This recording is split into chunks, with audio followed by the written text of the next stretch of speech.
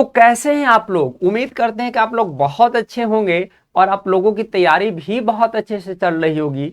उसी तैयारी में चार चांद लगाने आज मैं फिर से आप लोगों के सामने उपस्थित हूं। अब तक हम लोग 60 मल्टीपल चॉइस क्वेश्चन को अटेम्प्ट कर चुके हैं और उसको समझ भी चुके हैं कि किस तरह से जो है एमसीक्यू बोर्ड के द्वारा पूछा जाता है। आज हम लोग फिर से 20 मल्टीपल चॉइस क्वेश्चन को अटेम्प्ट करने वाले हैं और इस तरह से 80 एमसीक्यू को हम लोग अटेम्प्ट कर लेंगे। तो चलिए शुरू करते हैं और आज हम लोग क्वेश्चन पेपर कोड 4 को डिस्कस करेंगे और इसमें भी 20 एमसीक्यू को डिस्कस करेंगे। तो जो पहला एमसीक्यू है वो यहां पर पहला एमसीक्यू क्या है कि arrange the following incident in chronological order. इस इंसिडेंट को क्या करना है, क्रोनोलॉजिकल ऑर्डर में आपको अरेंज करना है। और आपको शायद याद रखना चाहिए कि जब भी क्वेश्चन पूछा जाए कि क्रोनोलॉजिकल ऑर्डर में अरेंज करना है तो वैसे क्वेश्चन को अटेम्प्ट कैसे करना है। तो कैसे अटेम्प्ट करना है, तो सबसे पहले जो इंसिडेंट यहां दिया हुआ है उस इंसिडेंट का डेट लिख लेना है। जैसे कि फ्रेंच रिवॉल्यूशन, तो फ्रेंच रिवॉल्यूशन कब हुआ है, 1789 में। फ्रेंच रिवॉल्यूशन कब हुआ है, 1789 में। Napoleon invasion of Italy, Napoleon Italy पर कब अटैक किया है, याद करो। अरे फिर से याद करो, तो कब अटैक किया है, तो 1797 में।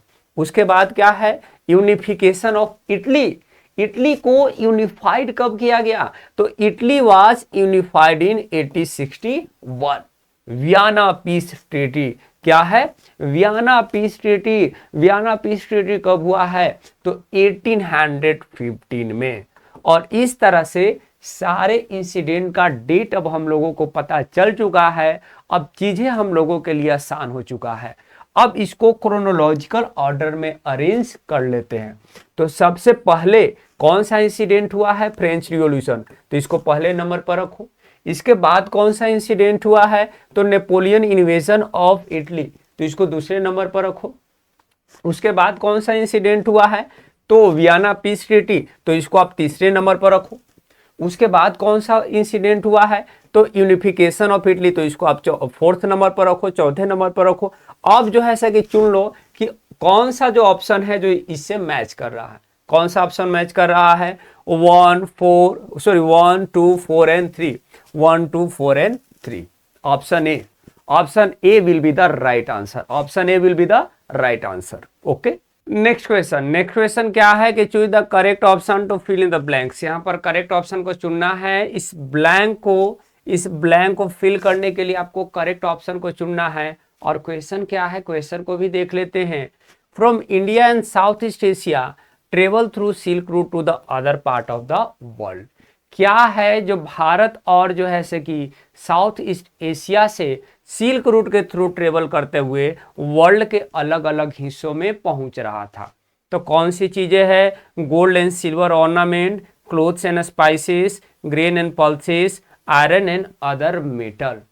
तो क्लास 8 में भी इसकी चर्चा की गई होगी कि इंडिया से और साउथ ईस्ट एशिया से अच्छी क्वालिटी के जो कपड़े हैं और जो मसाले हैं उसका एक्सपोर्ट किया जाता था यूरोपियन कंट्री में और वर्ल्ड के अलग अलग हिस्सों में। तो यहाँ पर करेक्ट ऑप्शन क्या हो जाएगा, clothes and spices. Clothes and spices from India and south east Asia travel through silk route to the other part of the world. Next question, next question क्या है कि choose the correct option related to the founder of Swaraj party within Congress. यहां पर पूछा गया है कि who are the founder of Swaraj party within Congress. Swaraj party के फाउंडर कौन है, तो नॉन कॉपरेशन मूवमेंट को कॉल ऑफ करने के बाद कांग्रेस के अंदर CR दास और मोतीलाल नेहरू डिसाइड करते हैं कि स्वराज पार्टी को बनाना चाहिए। तो यहां पर करेक्ट ऑप्शन क्या हो जाएगा, सी हो जाएगा, CR Das and Motilal Nehru. CR Das and Motilal Nehru are the founder of Swaraj party within Congress. Okay, next question, next question क्या है कि who among the following said, कौन है इनमें से कौन है जिन्होंने एक स्टेटमेंट दिया है। और स्टेटमेंट क्या है कि printing is the ultimate gift of God and the greatest work. जो प्रिंटिंग है वो प्रिंटिंग क्या है, अल्टीमेट गिफ्ट ऑफ गॉड है और क्या है, ग्रेटेस्ट वन। भगवान के द्वारा दिया गया एक तरह का गिफ्ट है और भगवान के द्वारा दिए गए सभी अच्छे गिफ्टों में से भी जो प्रिंटिंग है एक अच्छा गिफ्ट है। तो किनके द्वारा यह स्टेटमेंट दिया गया था, मार्टिन लूथर के द्वारा, महात्मा गांधी के द्वारा, जोहान्स गुटनबर्ग के द्वारा, अदरवाइज रासुंदरी देवी के द्वारा ये स्टेटमेंट दिया गया था। तो यहां पर जो करेक्ट ऑप्शन होगा वो करेक्ट ऑप्शन आपको मार्टिन लूथर होगा। मार्टिन लूथर इतना ज्यादा प्रिंटिंग से इंस्पायर होते हैं कि प्रिंटिंग के फेवर में एक स्टेटमेंट देते हैं और वो स्टेटमेंट ये है कि printing is the ultimate gift of God and the greatest one. तो Martin Luther will be the correct option. Next question, जो नेक्स्ट क्वेश्चन आपको यहां पर है वो एसर्शन रीजन बेस्ड है। ठीक है, दो स्टेटमेंट दिए गए हैं, वो एसर्शन और रीजन के बेसिस पर दो स्टेटमेंट दिए गए हैं। तो एसर्शन रीजन क्वेश्चन को कैसे करना है पहले भी हम बताए हैं कि सबसे पहले आपको क्या करना है, एसर्शन को पढ़ना है और देन रीजन को पढ़ना है। फिर आपको ये देखना है कि एसर्शन सही है या गलत है, फिर आपको ये देखना है कि रीजन सही है या गलत है। उसके बाद जो है से कि जो ऑप्शन हो सकता है उस ऑप्शन को चुन लेना है। तो चलिए देखते हैं एसर्शन को। एसर्शन क्या है कि famous Chipko movement in the Himalayas successfully registered deforestation in several area. जो फेमस चिपको मूवमेंट चला है हिमालय वाले रीजन में, उसके थ्रू किन चीजों को विद्रोह किया जा रहा था, तो डिफोरेस्टेशन को विद्रोह किया जा रहा था। जो डिफोरेस्टेशन चल रहे थे, इस डिफोरेस्टेशन के अगेंस्ट में चलाया जाने वाला एक तरह का आंदोलन है या एक तरह का मुहिम है। ठीक है, एक तरह का कैंपेन है। तो यहां पर जो एसर्शन है वो एसर्शन क्या है, ट्रू है, एसर्शन सही है। जो फेमस चिपको मूवमेंट है जो चलाया गया है हिमालय वाले रीजन में और इसने बहुत ही सफल तरीके से डिफोरेस्टेशन को विरोध किया है। ठीक है, उसके बाद रीजन क्या है कि थ्रू दिस, मतलब कि इस चिपको मूवमेंट के ही through community afforestation campaign with indigenous species was made enormously successful. माने इस आंदोलन के थ्रू कम्युनिटी एफोरेस्टेशन कैंपेनिंग भी चल रही थी कि सामुदायिक रूप से जो है से कि क्या करना है, पेड़ों को लगाना है, इसके साथ साथ इंडिजिनस स्पीशीज को भी बचाना है और ये चीजें भी जो है वो सफल रहा है। तो रीजन भी आपको यहां पर सही हो जाएगा। तो एसर्शन भी सही है, रीजन भी सही है। इसके साथ साथ जो रीजन है एसर्शन को करेक्ट एक्सप्लेन भी कर रहा है। तो यहां पर जो है से कि करेक्ट ऑप्शन क्या हो जाएगा, बी हो जाएगा। Both assertion and reason are true and reason is the correct explanation of a assertion. ठीक है, तो here B will be the right answer. Next question, next question क्या है कि यहां पर कॉलम 1 को कॉलम 2 से मैच करना है। कॉलम 1 में क्या है, नेम ऑफ डैम, डैम का नाम दिया गया है। कॉलम 2 में क्या है, रिवर है। तो ये जो डैम है, ये डैम कौन से रिवर पर बने हैं, इसको मैच करना है और मैच करने के बाद यहां से करेक्ट ऑप्शन को चुनना है। तो सरदार सरोवर डैम, पहला जो डैम है वो क्या है, सरदार सरोवर डैम। और सरदार सरोवर डैम जो है कौन से रिवर पर बना है, तो Narmada river. Sardar Sarovar dam was built on Narmada river. Then Hirakud, Hirakud कौन से रिवर पर बिल्ट किया गया है, तो this was built on Mahanadi.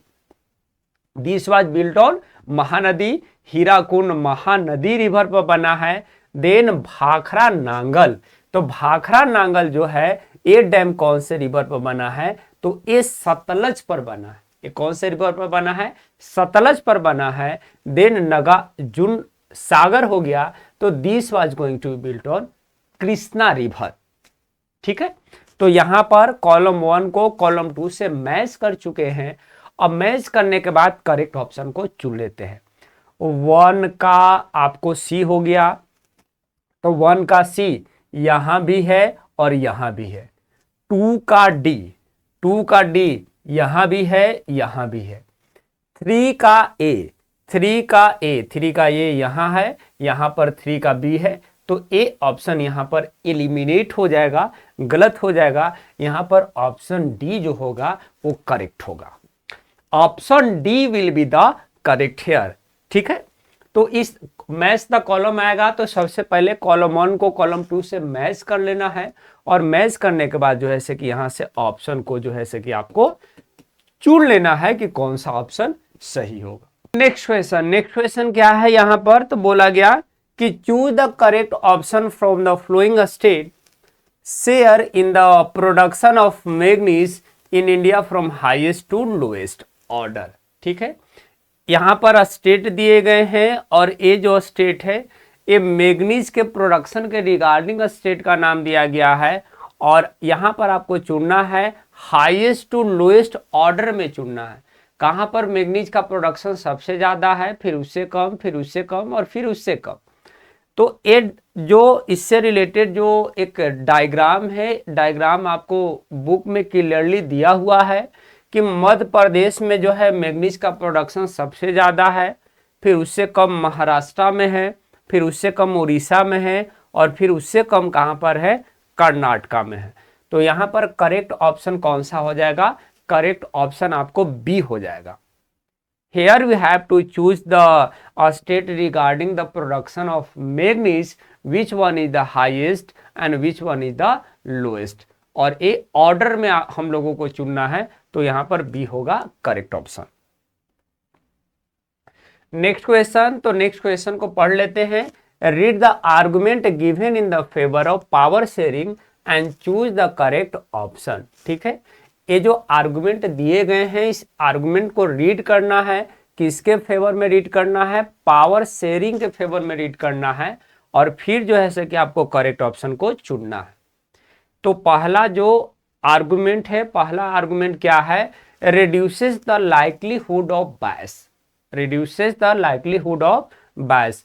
Power sharing में जो लाइक्लीहुड होता है, लाइक्लीहुड ऑफ बायस होता है कि किसी का पक्ष लेना, जो पक्षपात वाली जो चीजें होती है वो रिड्यूस हो जाता है, कम हो जाता है। तो बिल्कुल ये बातें सही है, बिल्कुल ये बातें क्या है, सही है, ट्रू है। ठीक है, आगे क्या है, barricades the decision making process. Power sharing में जो पावर शेयरिंग होता है, पावर शेयरिंग में डिसीजन मेकिंग प्रोसेस को बैरिकेड कर दिया जाता है, रोक दिया जाता है। तो ये जो आर्गुमेंट है, ये आर्गुमेंट आपको गलत है। वो डिसीजन मेकिंग प्रोसेस को बैरिकेड नहीं करता है, बल्कि उसको और इफेक्टिव बनाता है। देन एकोमोडेट डाइवर्सिटी, डाइवर्सिटी को एकोमोडेट करता है। तो ये भी आपको करेक्ट आर्गुमेंट होगा कि डाइवर्सिटी के साथ ये समझौता करता है। पावर शेयरिंग में डाइवर्सिटी के साथ एकोमोडेट किया जाता है, तो that will be also true. Then क्या है, increase the participation of people in power. लोगों का जो पार्टिसिपेशन है वो पार्टिसिपेशन इंक्रीज हो जाता है। तो ये भी आर्गुमेंट जो है वो पावर शेयरिंग के बिल्कुल क्या है, फेवर में है। तब अब आपको चुनना है कि कौन सा ऐसा ऑप्शन है जिस ऑप्शन में 1, 3 और 4 को करेक्ट बोला गया है। तो कौन से ऑप्शन में 1, 3 और 4 को करेक्ट बोला गया है, तो यहां पर ऑप्शन हो जाएगा आपको सी। सी में 1, 3 और 4 को क्या माना गया है कि करेक्ट है। ठीक है, तो ए 1, 3 और जो 4 आर्गुमेंट है वो पावर शेयरिंग के रिगार्डिंग करेक्ट है। नेक्स्ट क्वेश्चन, और नेक्स्ट क्वेश्चन ये है कि जो एजुकेशन है, education falls under which one of the flowing list given in the Indian constitution. जो इंडियन कॉन्स्टिट्यूशन में जो 3 लिस्ट की चर्चा की गई है, union list, state list, concurrent list, ये 3 लिस्ट की जो चर्चा की गई है, तो आपको ये बताना है कि जो एजुकेशन है वो एजुकेशन कौन सा लिस्ट का पार्ट है। तो आपको याद रखना चाहिए कि education is the part of the concurrent list. Education जो है कंकरेंट लिस्ट का पार्ट है। कंकरेंट लिस्ट में एजुकेशन के अलावा आपको हो जाता है फॉरेस्ट, हो जाता है मैरिज, हो जाता है एडॉप्शन, हो जाता है सक्सेशन, हो जाता है और डाइवर्स हो जाता है। ठीक है। तो these are the subject mention in the concurrent list. तो यहां पर concurrent list option C will be the right here. Okay, next question 10th number question है। 10th नंबर क्वेश्चन में क्या बोला गया कि in which one of the following institution in India was a system of reservation for women made by amending the constitution इन 1992। India में बोला गया कि ऐसा कौन सा पॉलिटिकल इंस्टीट्यूशन है जिसमें महिलाओं के लिए जो है सिस्टम रिजर्वेशन का सिस्टम किया गया है, और एक कब किया गया है, तो 1992 में कॉन्स्टिट्यूशन को अमेंड करने के बाद किया गया है। तो कौन सा ऐसा पॉलिटिकल इंस्टीट्यूशन है? Lok Sabha, Rajya Sabha, legislative council, otherwise क्या हो जाएगा, पंचायत हो जाएगा। तो यहां पर करेक्ट ऑप्शन शायद आपको याद आ रहा होगा कि panchayat will be the correct option. Panchayat में जो 1/3 जो सीटें हैं वो 1992 में जब कॉन्स्टिट्यूशनल अमेंड किए गए थे, तो जिस अमेंडमेंट के थ्रू पंचायती राज सिस्टम की व्यवस्था की गई थी, तो उस व्यवस्था में जो ऐसे कि महिलाओं के लिए 1/3 सीटें रिजर्व कर दी गई थी। तो यहां पर करेक्ट ऑप्शन कौन सा हो जाएगा, डी हो जाएगा, पंचायत हो जाएगा। नेक्स्ट क्वेश्चन, और नेक्स्ट क्वेश्चन यहाँ फिर से क्या है, एसर्शन और रीजन बेस्ड क्वेश्चन है। यहाँ एसर्शन दिए गए हैं और फिर रीजन दिया गया है। तो सबसे पहले एसर्शन को पढ़ लेते हैं। एसर्शन क्या है कि modern democracy can not function without political party. जो मॉडर्न डेमोक्रेसी है, मॉडर्न डेमोक्रेसी पॉलिटिकल पार्टी के बिना फंक्शन नहीं कर सकता है। तो बिल्कुल सही बात है, बिल्कुल सही बात है कि मॉडर्न डेमोक्रेसी पॉलिटिकल पार्टी के बिना फंक्शन नहीं कर सकता है। आगे क्या है, रीजन क्या है कि elected representative will be accountable only to their own constituency not towards the country. जो इलेक्टेड रिप्रेजेंटेटिव होते हैं वो सिर्फ और सिर्फ अपने कॉन्स्टिट्यूएंसी के लिए रिस्पॉन्सिबल होते हैं, अकाउंटेबल होते हैं, ना कि पूरे देश के लिए जो है से कि वो अकाउंटेबल होते हैं। तो रीजन भी आपको यहाँ पर क्या है, करेक्ट है। इसके साथ साथ जो रीजन है वो असर्शन को करेक्ट एक्सप्लेन भी कर रहा है। तो आपको यहाँ पर ऑप्शन को चुनना है, तो ऑप्शन कौन सा हो जाएगा, ऑप्शन सी हो जाएगा। Both assertion and reason are true and reason is the correct explanation of A. Option C will be the right here. Option C will be the right here. Okay, next question. Next question क्या है आपको यहाँ पर, तो which one of the following country has two party system? कौन सा देश है जहां पर टू पार्टी सिस्टम है? तो टू पार्टी सिस्टम दो देश में है। एक हो गया आपको USA, United state of America, और सेकेंड आपको क्या हो गया, यूनाइटेड किंगडम, यूके। ये दो देश ऐसे हैं जहां पर टू पार्टी सिस्टम चलता है। तो यहां पर करेक्ट ऑप्शन कौन सा हो जाएगा, ऑप्शन सी हो जाएगा, United state of America. China में वन पार्टी सिस्टम है, इंडिया में आपको मल्टी पार्टी सिस्टम है। ठीक है। नेक्स्ट क्वेश्चन यहाँ पर क्या है, बोला गया कि in which of the following region was women representation the highest in their respective national parliament according to the data of 2018। 2018 का डेटा के हिसाब से ऐसा कौन सा रीजन है जहां पर महिलाओं का जो रिप्रेजेंटेशन है सबसे ज्यादा है नेशनल पार्लियामेंट में? कौन सा रीजन है? नॉर्डिक कंट्री हो गए, अदरवाइज अमेरिका हो गया, अमेरिका में नॉर्थ अमेरिका और साउथ अमेरिका दोनों को इंक्लूड किया गया है, या यूरोप हो गए, या अदरवाइज क्या हो गया आपको, एशिया हो गया। तो ये जो है चैप्टर 3 जो है सिविक्स का, वहां से क्वेश्चन है। जेंडर, रिलीजन और कास्ट से एक मल्टीपल चॉइस क्वेश्चन बनाए गए हैं, जहां पर चर्चा किया भी गया था कि फिनलैंड हो गया, स्वीडन हो गया और नॉर्वे हो गए, ये वैसे देश हैं जहां पर महिलाओं का रिप्रेजेंटेशन जो है वो नेशनल पार्लियामेंट में बहुत ज्यादा है। और उन्हीं देशों को क्या बोला जाता है, नॉर्डिक कंट्री बोला जाता है। उन कंट्री को कंबाइन वे में क्या बोला जाता है, नॉर्डिक कंट्री। तो option A will be the right here. Option A यहां पर राइट हो जाएगा, Nordic country. Okay, next question. Next question क्या है कि read the flowing characteristics of democracy and choose the correct option. ठीक है, आपको क्या करना है, यहां पर डेमोक्रेसी के रिगार्डिंग जो है फीचर को जो है से कि रीड करना है, और रीड करने के बाद यहाँ से ऑप्शन को चुनना है। कौन सा जो यहाँ पर फीचर है वो डेमोक्रेसी के फेवर में है, ठीक है, उसके बाद ऑप्शन को चुनना है। तो कौन से स्टेटमेंट जो है, कौन से जो फीचर है डेमोक्रेसी के फेवर में है। पहला क्या है, फ्री एंड फेयर इलेक्शन, तो यस डेमोक्रेसी में फ्री और फेयर इलेक्शन होता है। इक्वालिटी बिफोर लॉ, तो इक्वलिटी बिफोर लॉ भी रहता है डेमोक्रेसी में।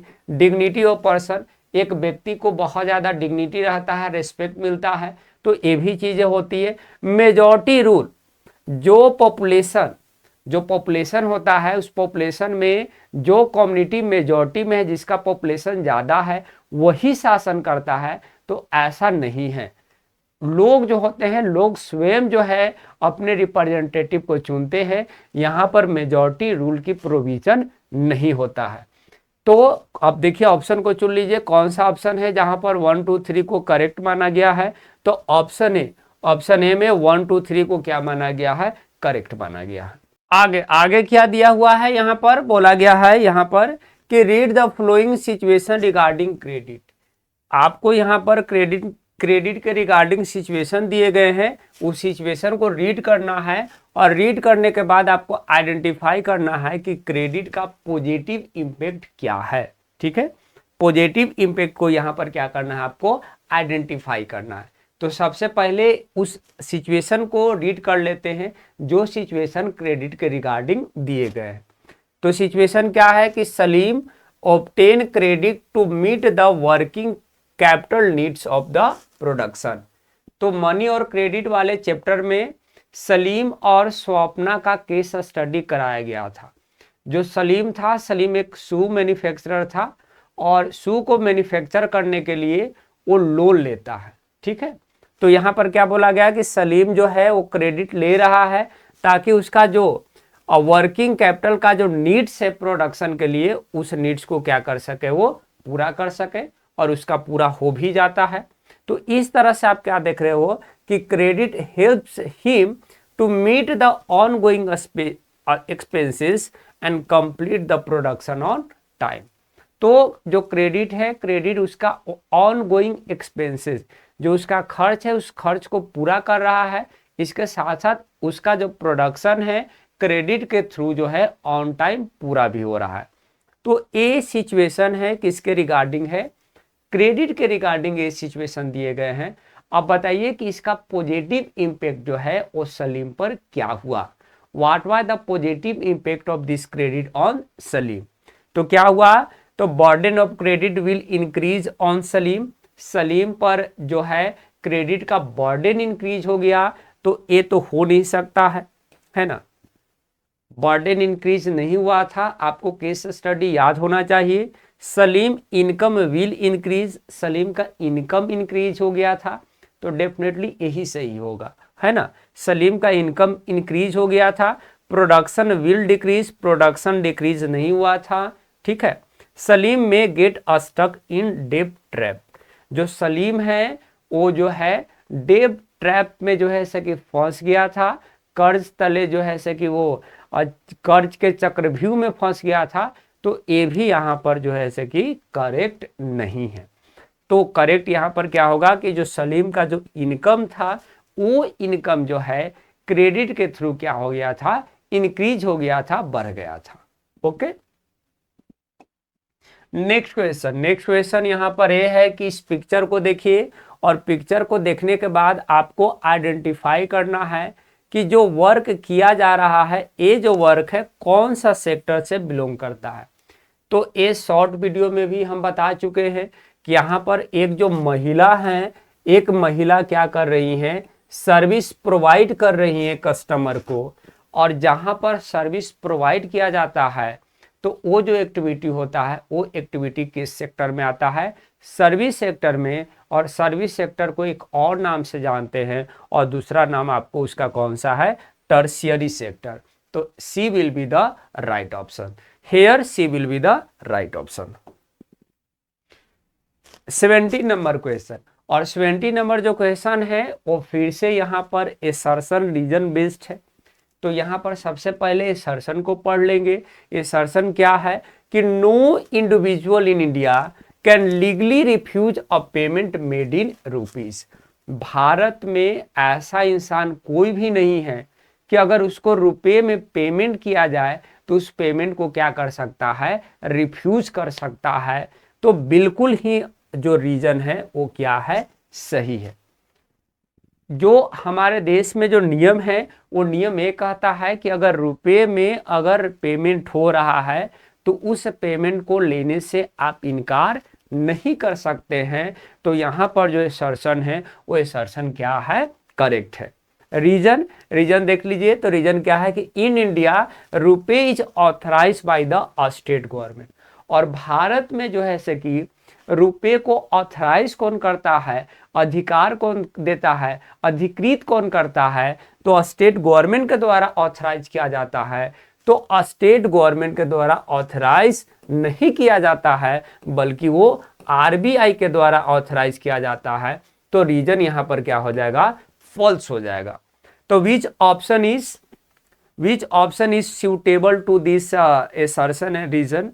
Where is the assertion is true? तो here is the assertion is true and the reason is false. तो C will be the right option. C will be the right option. चलिए 19 number question. और 19 number question क्या कहता है कि on which of the following basis does the United Nations Development Program publish the Human Development Report? जो human development report है जो UNDP के द्वारा जारी किया जाता है वो कौन से बेसिस पर जारी किया जाता है? मैन्युफैक्चरिंग, इंफ्रास्ट्रक्चर एंड हेल्थ तो नहीं होगा। Education, health and per capita income, this will be the right option. National income, health and banking नहीं होगा। Gross domestic product, technology and innovation ये भी नहीं होगा। जो ह्यूमन डेवलपमेंट रिपोर्ट है जो यूएनडीपी के द्वारा जारी किया जाता है वहां पर 3 चीजों का बेस बनाया जाता है। एजुकेशन हो गया, हेल्थ हो गया और उसके बाद पर कैपिटा इनकम। इन 3 बेसिस पर जो है ह्यूमन डेवलपमेंट रिपोर्ट जो है यूएनडीपी के द्वारा जारी किया जाता है। This one will be the 20 number question and this will be the last question. और यहाँ पर फिर से असर्शन रीजन बेस्ड है। ये असर्शन क्या है यहाँ पर, तो banks are not ready to lend money to certain borrower. कुछ जो ब्रोवर है, कुछ ब्रोवर को जो है बैंक जो है पैसा लोन नहीं देता है। तो बिल्कुल सही बात है, बिल्कुल सही बात है कि बैंक सभी को लोन नहीं देता है ना। कुछ ही लोगों को लोन देता है जिसके पास कोलेटरल होता है या जिसके पास प्रॉपर डॉक्यूमेंटेशन कंप्लीट होता है। तो असर्शन सही है। रीजन क्या है कि some people do not have collateral. कुछ लोगों के पास यहाँ पर कोलेटरल नहीं है। तो ये भी जो है रीजन सही है। तो यहाँ पर असर्शन भी सही है, रीजन भी सही है। इसके साथ साथ जो रीजन है वो असर्शन को करेक्ट एक्सप्लेन भी कर रहा है। तो कौन सा ऑप्शन है जिसमें असर्शन और रीजन को ट्रू माना गया और ये भी बोला गया कि reason is the correct explanation of assertion.